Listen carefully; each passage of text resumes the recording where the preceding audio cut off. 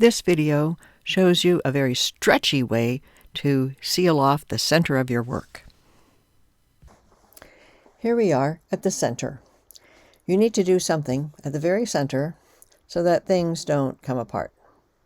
Now, there's a very nice decorative stitch, and for this you'll need another piece of string. Generally, you use the same string as what's in your warp. I'm going to use a contrasting color so you can see what's going on. I'm going to also use this large blunt sewing needle, and I'm going to thread the needle, and then I'll remove these safety strings, don't need them anymore. And with this extra string, I'm going to go under 1, 2, 3 threads at the edge, and I pull through almost to the end. What we do with this end, that's another story. Okay, I pulled through, and the tail is going to loop around at the top of the piece of cloth. The thread came out here, so I count backwards 1, 2, and I go under 1, 2, 3 threads. And I point the needle upwards towards the top of the frame, and I pull through. Pull all the way through. And I leave the tail here along the cloth at the top of the frame. Okay, I came out here, I count backwards 1, 2, and I'm going to go under 1, 2, 3 threads. And I point the needle up and I pull through. And now the thread always will, the tail stays here along the cloth at the top of the frame. This is where I came out. I count backwards 1, 2, and I go under 1, 2, 3, and I'm always pointing my needle up towards the top of the frame. And I pull through. I leave the tail at the top. I come down here and I count backwards 1, 2, and I go under 1, 2, 3 threads, and I pull up, up, up towards the top of the frame. It gives me this stitch that's got quite a bit of stretch. It maintains the elasticity of the cloth. That's one way of doing a lock stitch. Now here's another way, and I'm kind of partial to this second way of doing things. I start by once again going under 1, 2, 3 threads. I'm pointing the needle upwards towards the upper section of the cloth, and I pull through almost to the end, but I don't pull that all the way through.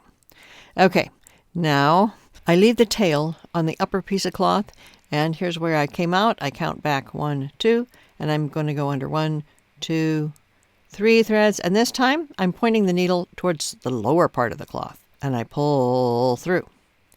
Okay, I leave the thread, the loop, looping around the lower part of the cloth. Here's where I came out. I count back 1, 2, I go under 1, 2, 3 threads, and now my needle is pointing upwards, and I pull through. Okay, my needle was pointing upwards, so I'm going to leave the tail at the upper part of the cloth. I came out here, I count back 2, 1, 2, and I go under 1, 2, 3 threads, and now my needle is pointing downwards, and I pull through towards the bottom of the cloth. I'm going to leave the tail along the lower part of the cloth. I came out here, I count backwards 1, 2, and I go under 1, 2, 3 threads, and now I point the needle upwards. Got that? I'm alternating. I pull now up, up, up, and I leave the tail on the upper portion of the cloth. I look and see where I came out. I count backwards 1, 2, and I go under 1, 2, 3, and this time I point downwards because I came from up last time. Now I'm going to go down.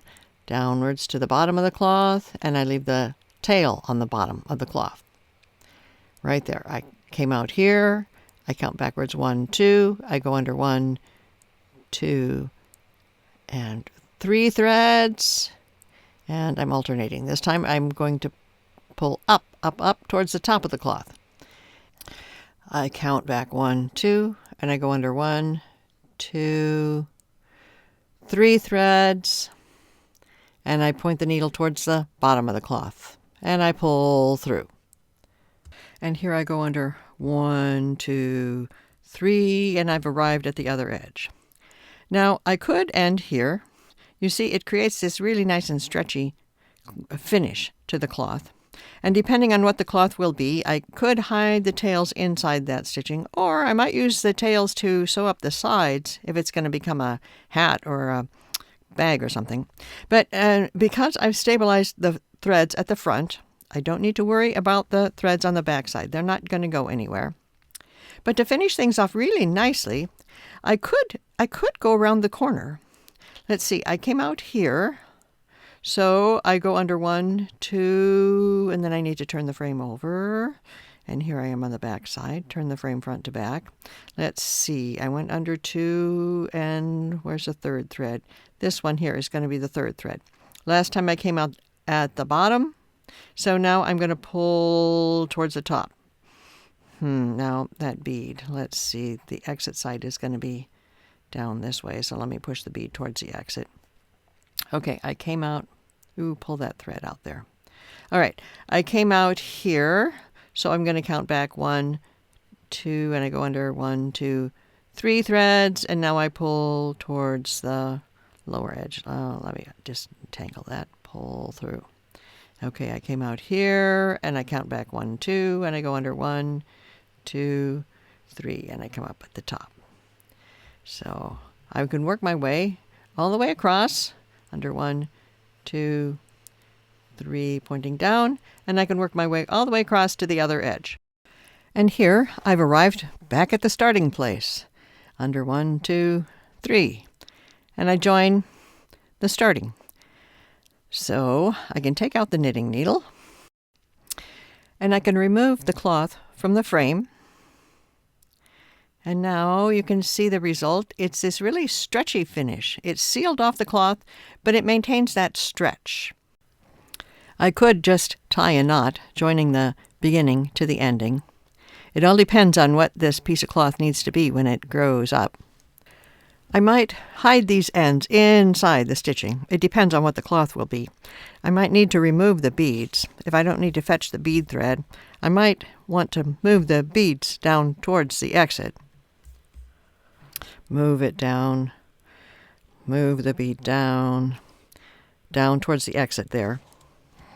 Now the ends of this sewing thread, I can perhaps slide it in down the middle there, down what used to be the center space, and then in underneath some of these stitches. And maybe this other thread, I can hide it, this other thread on the other side. Just slide it in there somewhere so that you can't see it. Sort of like a weaving project or an embroidery thing. If you take the thread back where it came from, then it's considered sealed inside the work. Pull that through, clip really close to the cloth, and it should be stuck in there, and we have this nice stretchy finish to the cloth.